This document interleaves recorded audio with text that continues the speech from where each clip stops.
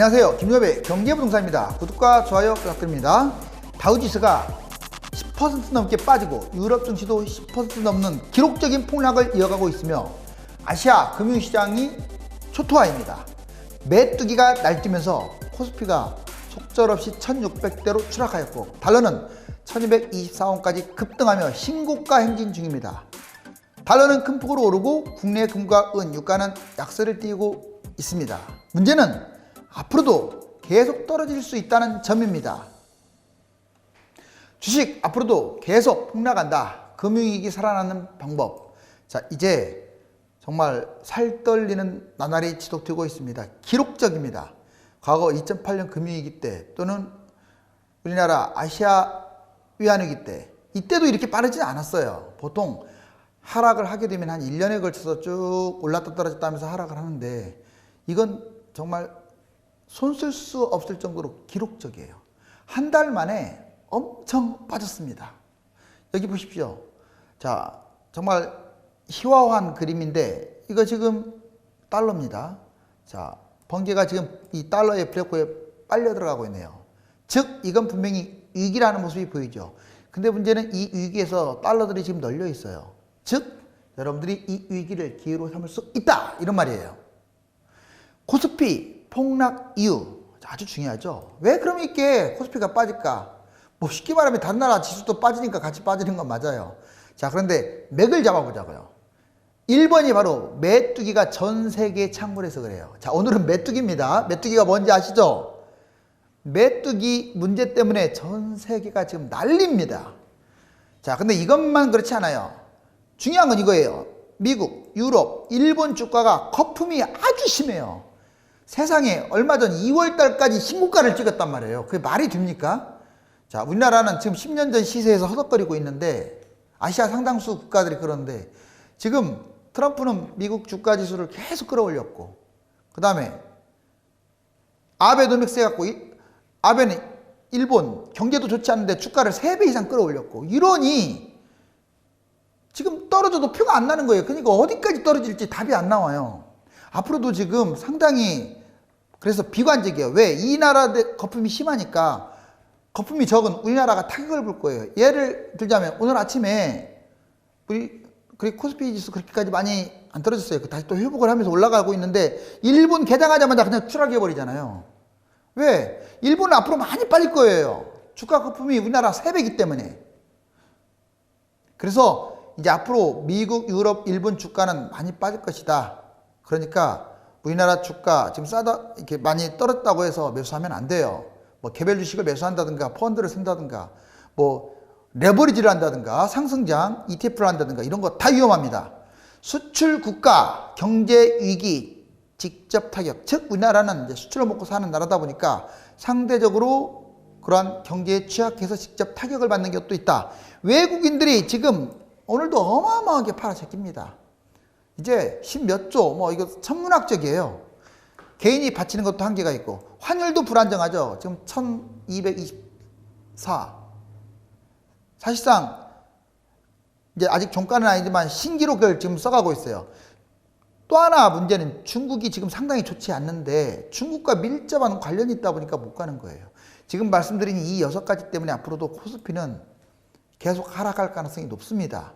물론 또 반등도는 할 수 있어요. 근데 이 반등이 자 메뚜기가 해결되지 않은 한은 계속 이제 떨어지는 속도만 좀 줄어들 뿐 위험한 건 맞아요.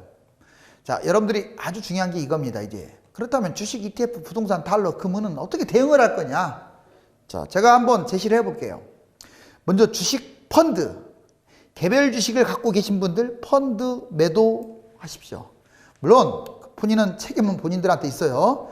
왜 그러냐면 좀 반등은 저도 반등 조금이라도 할까 이렇게 기대를 했는데 지금 메뚜기 사태가 좋아지는 기미도 보이지 않고 아까 결정적인 것은 아직도 미국 다우라든가 나스닥이 빠질 것이 많이 남았어요. 왜? 거품이 너무 심해요. 제가 이따 보여드릴게요.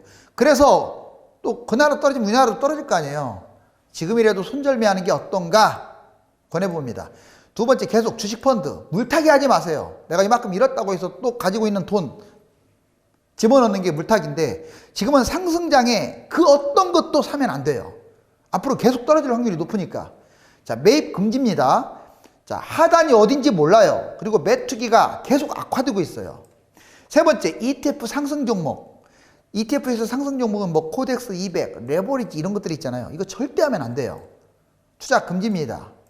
박스권에서 10만 원 가지고 이렇게 하는 것은 괜찮아요. 연습 삼는 거니까.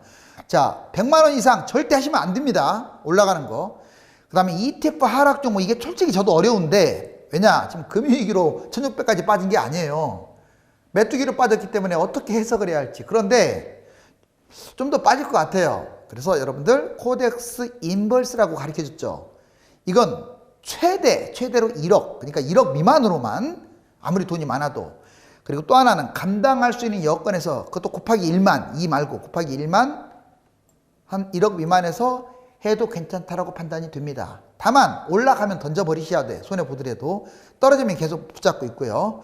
자, 이번에 부동산입니다. 고가 아파트 절대 금지입니다. 자, 무리한 투자자, 이거 지금 좀 매도할 필요도 있어요. 어떤 일이 벌어질지 모르니까.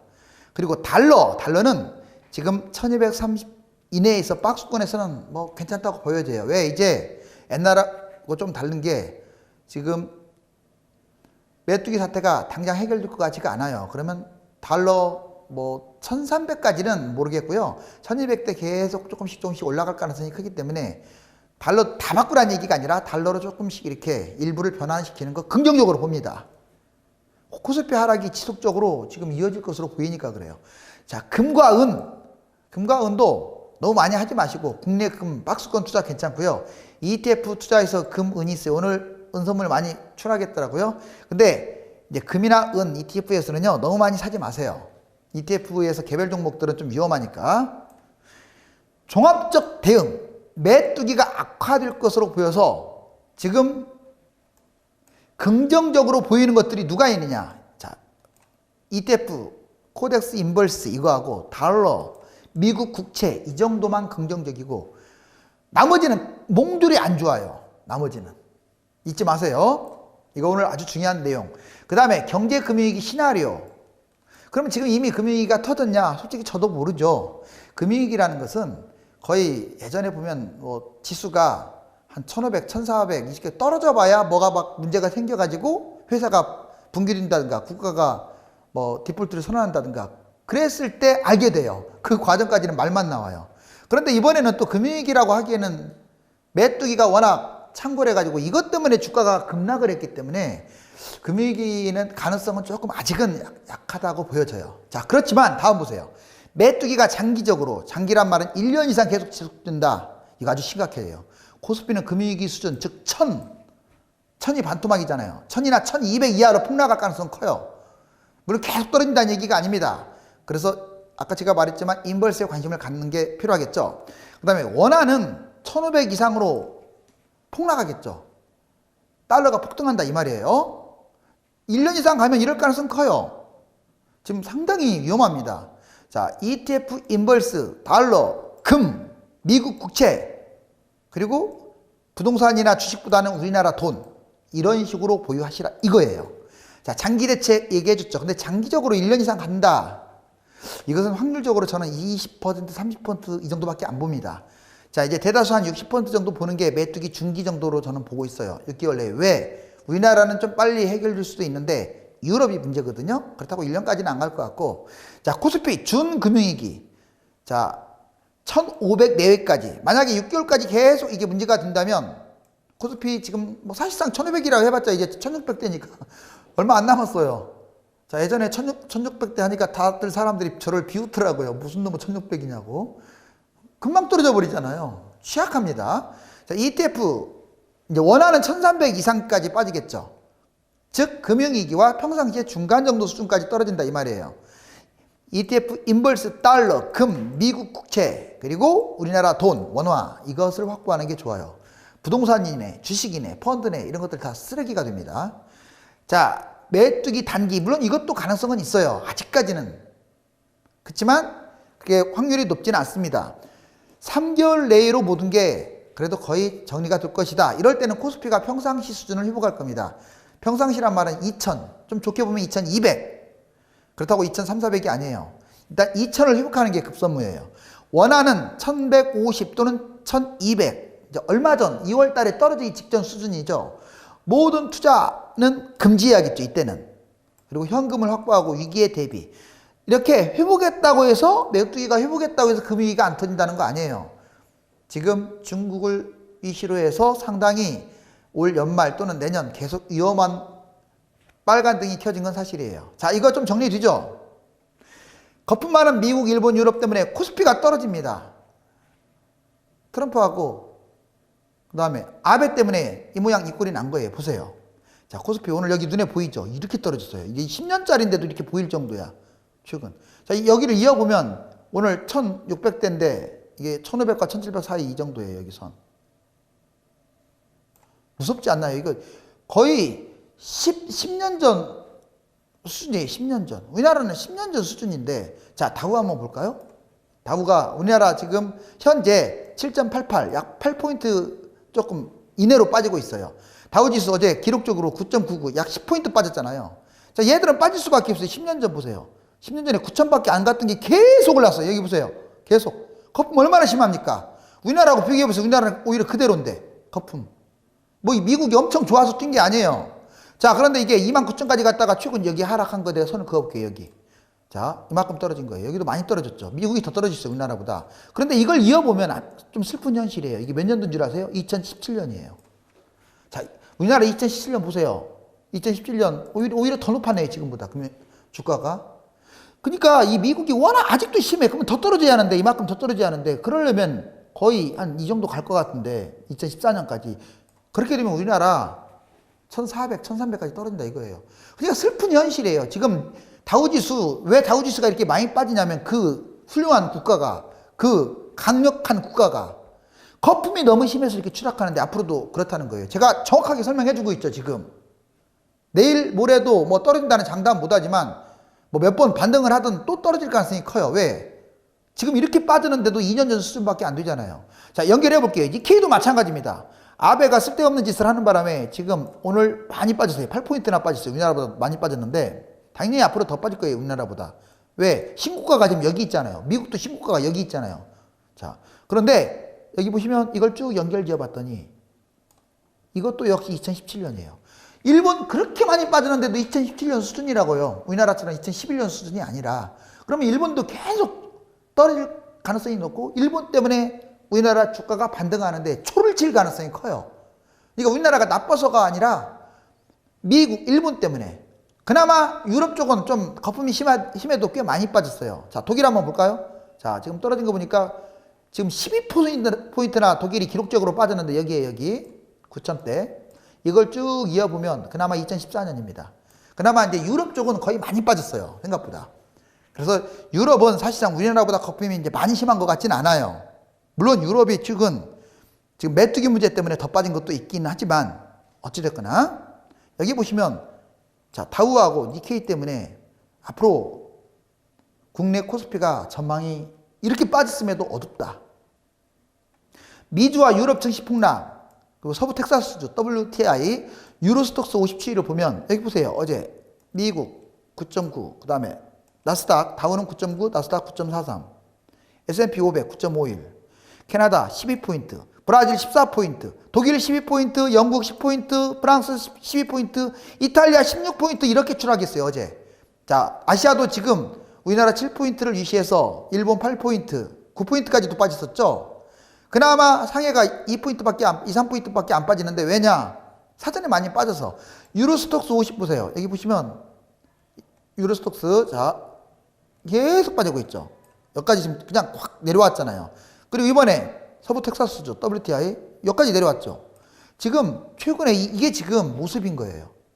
반토막을 향해서 갔어요. 사실상 반토막이죠. 사실상 반토막. 자, 그 다음에 2008년, 2009년 미국발 금융위기 때와 지금을 한번 비교해보자고. 이 주황색이 코스피거든요. 자, 떨어진 거 잡으세요. 이때 좀 많이 떨어지긴 했지만 이때는 좀 덜 떨어지고 전반적으로 좀 비슷하게 떨어졌죠.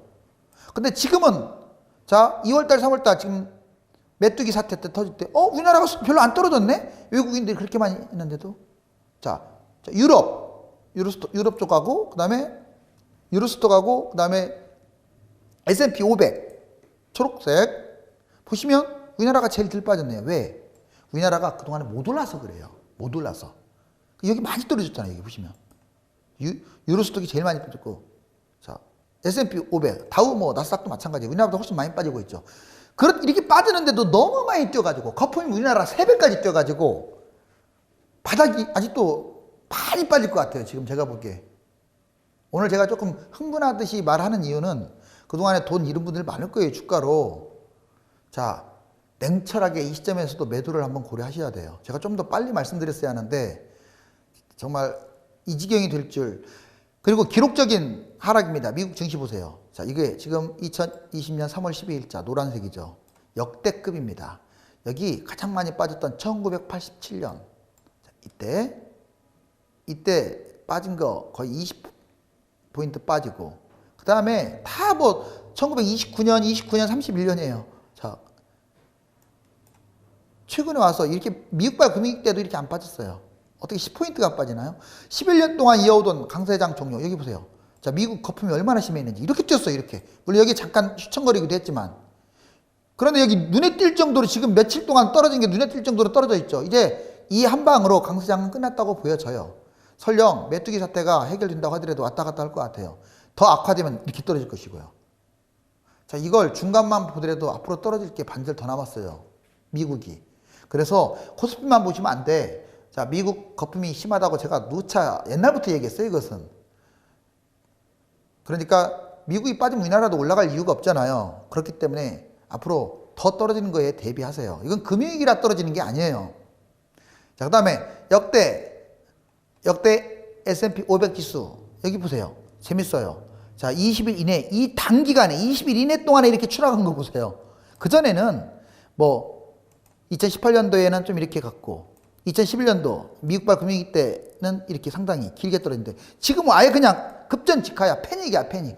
그런데 이번 주 각국 주간 변동률 보세요. 주가 변동률. 우리나라가 제일 조금 빠졌잖아요. 물론 오늘 건 지금 빠진 상태긴 한데, 자, 일본은 우리나라보다 좀 더 떨어졌고, 자, 미국 더 많이 떨어졌고, 영국, 프랑스, 독일 난리 났죠. 근데 이제 미국이 우리나라보다 지금 2배도 채 안 떨어졌어요. 미국이 3배나 거품이 심한데 아마 앞으로 계속 떨어질 거예요.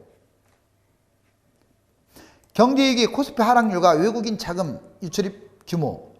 1997년 이때 63.6% 하락을 했습니다. 코스피가 700대에서 288까지 떨어졌으니까. 그 다음에 미국발 금융위기 때는요, 2064에서 938까지 떨어졌으니까 54.5% 폭락했습니다. 자, 그렇다면 2020년 메뚜기 위기는 어떻게 될까? 자, 물음표가 있는데 이게 아까 장기냐 중기냐 단기냐에 따라 다르다고 했어요. 만약 장기적으로 이어가면 1200 추락할 수 있습니다. 자, 이건 금융위기하고 별도로 그럴 수 있어요. 외국인 자금 유출입 규모를 보면, 자, 글로벌 미국발 금융위기 때 25.9인데 벌써 메뚜기 사태 때 10포인트 이상이 빠져나가고 있어요. 엄청나죠? 그런데 여기 보시면 아직도 15포인트나 빠질 내용들이 나와 있잖아요. 그러니까 외국인 자본도 아직도 빠져나갈 게 훨씬 많아요. 물론 이제 다시 반전이 될 수도 있습니다. 그렇지만 이러한 제가 지금 비관적으로 말씀드린 게 아니라 팩트 위주로 설명하고 있으니까 참고하시라고요. 코스피와 코스닥 역대급 하락순위. 지금 7포인트 빠졌잖아요. 자, 오늘 그러면 지금 이것도 계속 이어서 빠지고 있는데 그 이전에 빠져봤자 뭐 1998년, 2000년 미국발 금융위기 이때 빠졌는데, 자, 그 지금 미국발 금융위기 때 수준으로 빠지고 있는 거예요. 코스닥 8포인트 역대 14위랍니다. 역시 코스닥도 마찬가지예요. 여기 지금 8포인트 넘게 빠진 거. 코스피 외국인 누적 순매수 추이, 주식과 부동산 상관관계. 여기 보시면, 자, 누적 순매수 빨간색 쭉 여기까지 지금 이제 매수가 아니라 이제 매도를 한 거죠. 자, 순매수 상황을 보면 매도 약 11조가 넘어갔고요. 단기간에. 그리고 코스피 보세요. 지금 여기 1800으로 되어 있지만 오늘 떨어져갖고 이 정도 떨어져갖고 지금 1700이죠. 1600대까지 밀려났어요. 여기 보세요. 얼마나 심각한지. 그리고 주식과 부동산이 연관관계가 없다고요? 연관관계 있어요. 보여줄게요. 2008년 금융위기 터질 때, 자, 이게 바로 주식입니다. 막대 그래프. 보이시죠? 이 파란 게 지금 금융위기 때 계속 떨어지고 이렇게 올라왔네요. 그러니까 이게 지금 노란 게 부동산이에요.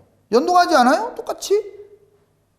누가 상관없이 안 떨어진다고 합니까? 똑같이 떨어졌잖아요. 거의 쌍둥이네요.